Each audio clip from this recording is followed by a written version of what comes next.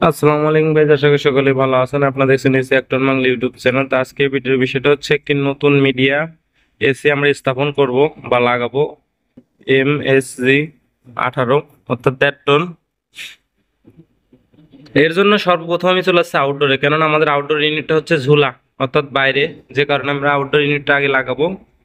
তা outdoor unit লাগানোর জন্য যে প্রস্তুতি নিছি এটা খুব সাবধান, এটা সকলের এই কাজ করতে পারেন, এই ঝুলাঝুলির কাজ অবশ্যই সাবধানে করতে হয়। তো এখানে অ্যাঙ্গেল থাকাতে আমার রশিটা বাঁধার সুবিধা হয়েছে। তা রয়্যাল বোল্ট মাপ মতো ফুটা করে লাগিয়ে নিলাম। এখন আমাদের উপর থেকে 3 তলা উপর থেকে সেগুলো ছাড়তে হবে।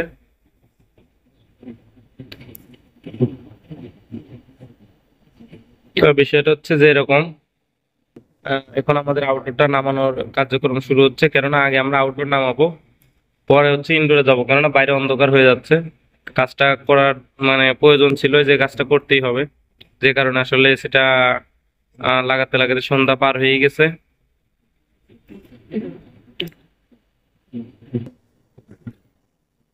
তো এই এসি গুলো নামানোর সময় খুব সাবধানে নামাতে হবে, যেন রশি টসি এক পাশ স্লিপ না করে, খুলে না যায়। আউটডোরটা ভালোভাবে বেঁধে নিতে হবে, না হলে কিন্তু এক সাইড যদি ফসকে যায় তাহলে সেটা কিন্তু পড়ে যাবে, ঠেকাতে পারবে না। ঝুল খাইলে কিন্তু উপর থেকে যে কয়জন লোকই তাক ঠেকানো কঠিন হয়ে যাবে। আর অবশ্যই অ্যাঙ্গেল গুলো ভালো মতো লাগাই নিতে হবে।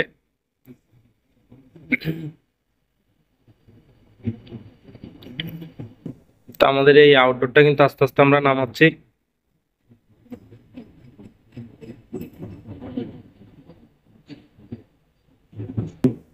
আমাদের আউটডোরটা নামিয়ে কিন্তু আমরা এখন লাগিয়ে দিছি বেজের উপরে, ইনস্টলেশন করে নিলাম। দেখতেই পাচ্ছেন কিরকম একটা জায়গায় আছি। যদিও ভিডিওগুলো করি নতুনদের জন্য বা যারা আছেন, এখানে কানেকশনটা একেবারে ইজি, নিউট্রাল ফেজ এবং 3, অর্থাৎ 1 2 3। হ্যাঁ, তাই এটা হচ্ছে লাইনটা নতুন এসিতে কোনো ঝামেলা নাই, যে কেউ পারবে দেখলেই। অবশ্যই ইনডোর লাগানোর আগে ওয়াটার লেভেলিং করতে হবে, লেভেলিং ছাড়া ইনডোর লাগাবেন না। যদি লেভেলিং ছাড়া লাগান তাহলে কিন্তু এসির ইনডোর দিয়ে পানি করবে, পানি যে আউটডোরে চলে যাওয়ার কথা পাইপ দিয়ে সেটা যাবে না। পাইপ চলে আসবে, পাইপের সাথে মনে করেন যে ভিতরেই পড়বে, পাইপ দিয়ে আর পানি যাবে না। অবশ্যই মার্কিং করে সুন্দর করে ফুটা করতে হবে, যেন আপনার পানিটা লেভেলিং ভাবে যায়। অবশ্যই ডাইন পাশে একটু পরিমাণ ঢালু রাখতে হবে, ইনডোরের ডাইন পাশে একটু ঢালু রাখতে হবে। তা আমাদের এসিটা কিন্তু এই যে এইভাবে আমরা সম্পূর্ণ খুলে নিছি। এরপর এখন হচ্ছে নাটগুলো একটু লুজ করে নিলাম। তা আমাদের পাওয়ার লাইন যেহেতু বাম বাম সাইডে, তো আমরা পাওয়ার লাইন বাম দিয়ে বের করছি, আর এসিটা কিন্তু ইনডোরটা ইনস্টলেশন করে ফেললাম। তা আমাদের আউটডোর ইউনিটটা কোথায় দেখেন।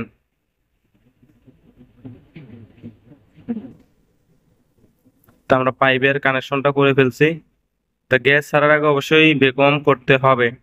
যদিও কোনো সময় আমরা ভ্যাকুয়াম করতে না পারি সাময়িক অসুবিধার জন্য, ওই ক্ষেত্রে আমরা আগে ডিক্সাস লাইনটা ছাড়বো, পরে সাকশনের এখানে নিপলটা চাপ দিয়ে ধরবো।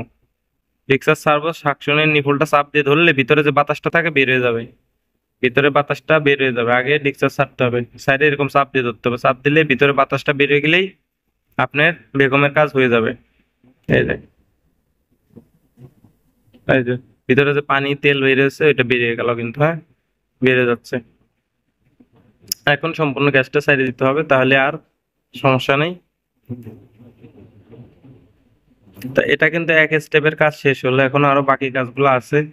আসলে যদি জায়গা ভালো হতো তাহলে আরো ভালোভাবে বোঝাতে পারতাম, বাট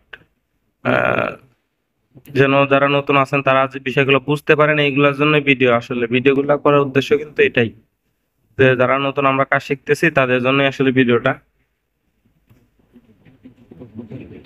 অবশ্যই ক্যাপগুলো ভালো করে লাগাতে হবে, যেন না কোনো প্রকার লিক থাকলে লিক যেন না হয়, এরকম টাইট করে লাগাতে হবে।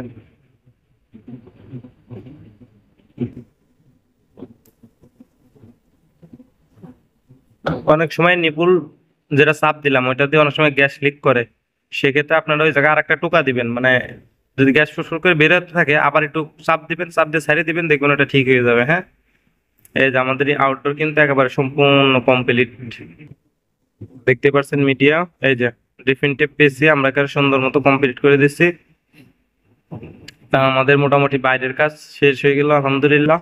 আমরা এখন ভিতরে চলে যাব, ভিতরের বাকি কাজটা করে রানিং দিচ্ছি। এই কাভারটা উঠাই ফেলবেন, অনেকে কাগজটা রাইখে দেয়, এই কাগজটা থাকলে এসির ভিতরে এক ধরনের ধুলা জমে আঠা আঠা হয়ে যায়, পরে ধুলা সহজে আর ওঠে না, এসির রং কালার হয়ে যায়, ডিসকালার হয়ে যায়। তা রিমোটটা দিচ্ছে, এর সঙ্গে আরো কিছু দিয়েছে আনুষঙ্গিক ফিল্টারিং করার জন্য। এই দেখতে পাচ্ছেন যে এখানে রিমোটের সঙ্গে ব্যাটারি আছে, ক্যাটালগ বই আছে, স্ক্রু আছে ইত্যাদি।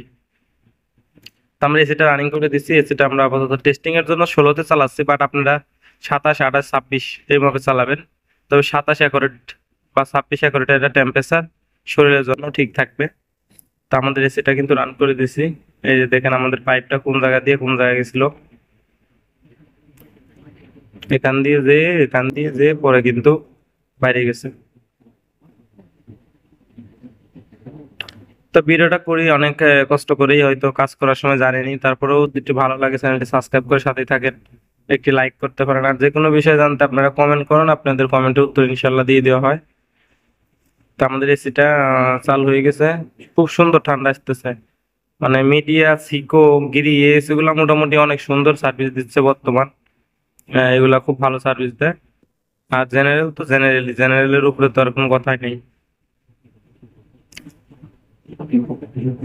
তো আমাদের আউটডোরটা চলা মাত্রই কিন্তু পানি চলে আসছে, দেখেন কিভাবে পানি বেরোচ্ছে।